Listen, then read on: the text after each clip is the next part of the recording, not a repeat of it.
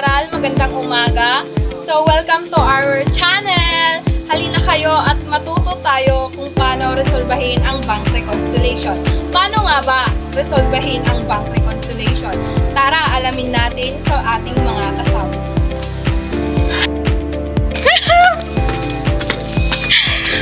Anong ginagawa nyo?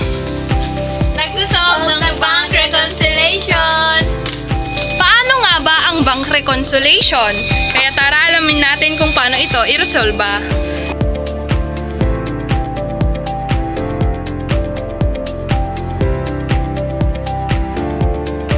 Bago natin isimulan ang pagsasolve, ihanda muna natin ang transaction, papel, ballpen, at calculator. Una, intindihin ang problem. Pangalawa, markahan kung ito ba ay kabilang sa book or bank. Pangatlo, lagyan ng heading. Kabilang sa heading, ang pangalan ng kumpanya, ilagay kung anong statement ito, sumunod ilagay kung kailan ito natapos.